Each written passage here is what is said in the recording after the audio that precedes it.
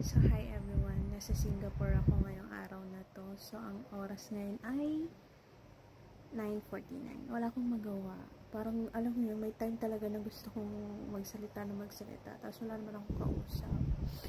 So, ayun. I-share ko lang, paano ako nag-start maging OFW.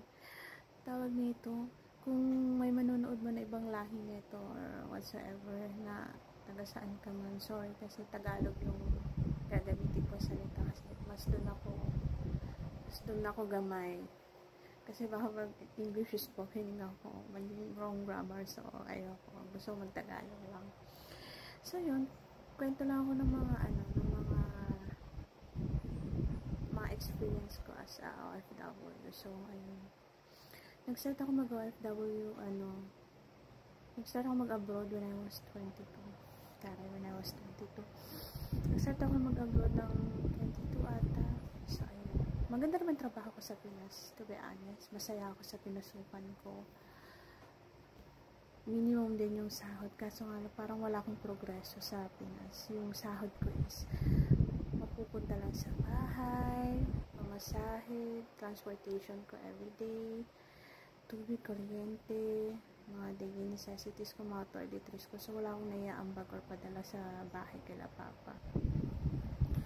Parang wala din progreso yung parang yung cycle ng buhay ko sa every month. Ganun lang yung nangyayari. So, ayun.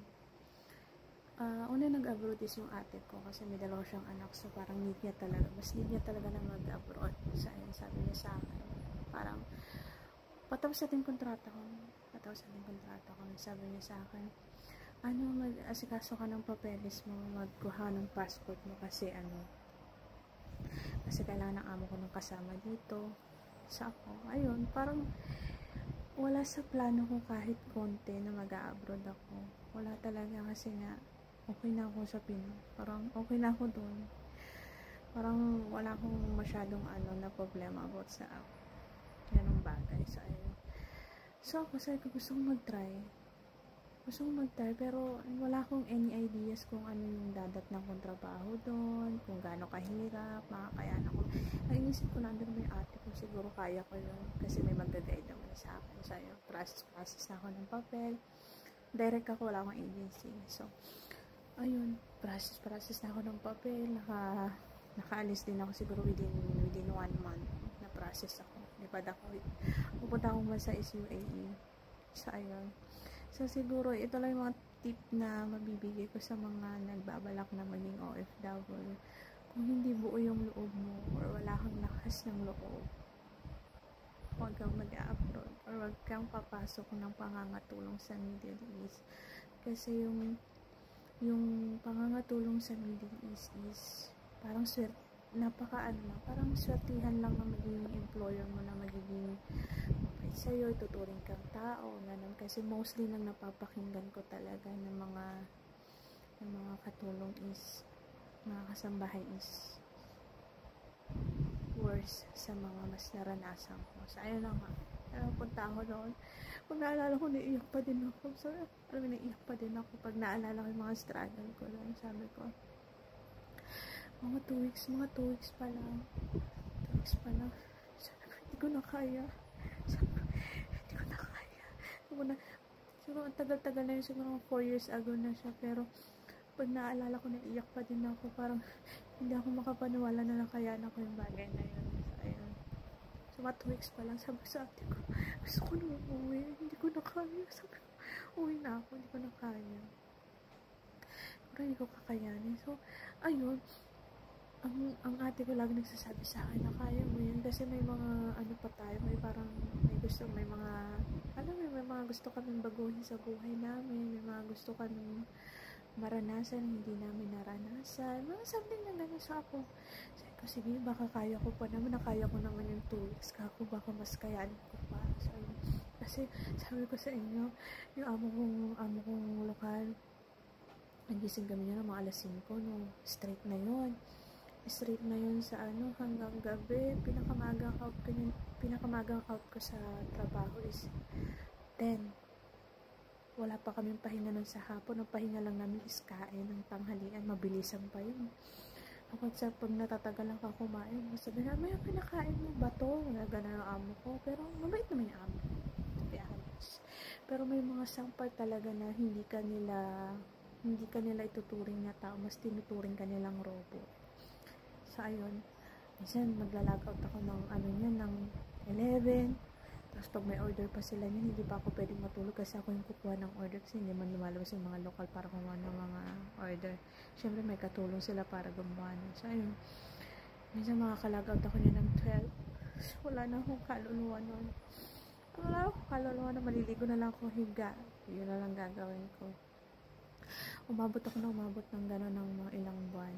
Tapos, lalo na pag magmumol kami. Pag magmumol kami, ano pa lang nun, naiyak ako. Ramdam ko pa din yung mga struggle ko that time. So, ayun, mall kami, punta kami ng mga 9. Hanggang mag-closing na yung mall, andun pa din kami. Alam mo yung ang daming time na naranasan ko na hindi ko na maramdaman yung paa ko. Nagmamanhid na talaga siya. Yung, alam mo yung parang wala na siyang pakiramdam. Maglalakad na lang ako na maglalakad kasi sobrang pagod na ako noon. Hindi ka naman pwede magreklamo. Kasi mga tagal na nakaabot ako ng 1 taon, 2 taon. Grabe yung linis namin doon. Hindi yung normal na linis lang na sabi mo linis lang. Ultimo lahat ng kasulok-sulukan sa bahay. Malinis lahat. Maglilinis ka ng CR nila twice a day, thrice a day. Imagine yung linis na yun na magbabantay ka na ng alaga. Magbabantay ka na ng alaga mo. Maglilinis ka pa, magpa-plunge ka pa, magliligpit ka pa, and so on. Lahat talaga ng sabi ko sa inyo, pag nababaliktad ako yung mga hirap ko dati, sabi ko, kinaya ko yun. Sabi ko, nakayanan ko yun. So, pag ako nakakakita ko ng mga kapwa ko IFWs, napaproud ako sa sarili ko kasi ang hirap pala maging sila. Akala ko dati parang okay, naglinis-linis ka ng bahay, gano'n. So, kalaban mo rin pala doon yung emotional mo, physical mo. So, sabi ko, nakaka-proud kasi naging isa ako sa kanila. Naranasan ko yung mga hirap nila, yung pagod ka sa trabaho, tapos yung mag-message mo sa pamilya mo, puro problema. So, sabi ko, nakaka-proud. Nakayanan ko, umabot ako ng mag-almost 7 years ako. Imagine mo yun. Sabi ko, sobrang hirap na ng buhay ko. Parang pag wala ka palang choice, or wala ka ng, wala ka ng pagpipilian talaga kundi gawin na lang yung bagay na yun.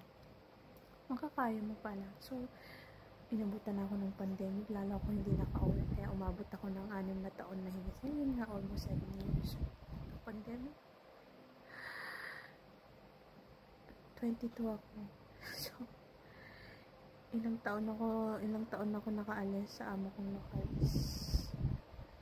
Siguro magti-29 na ako. So, para makauwi pa ako noon, na hindi ako pag-iinitan nila. Sabi ako na uuwi ako. Pero hindi ako uwi, bayad yung bakasyon ko. Doon nagigilty naman ako kasi, ano mo yun, imbis na hindi ako nagsisinungaling ako. Kasi nga, pag nagsabi ako na hindi ako babalik, lagi mainit ulo sa akin, lagi ako may kasalanan kahit wala naman. So, ayun, nakauwi ako ng Pinas. Nung nasa Pinas na ako, nagsabi naman ako sa amo ko. Nagsabi ako sa amo ko na hindi na ako babalik. Pero yung, syempre, yung kahihiyan pa rin na, alam mo yun, nagsinungaling ka na, babalik ka, tapos yun, dala-dala ko yun, talagang, parang,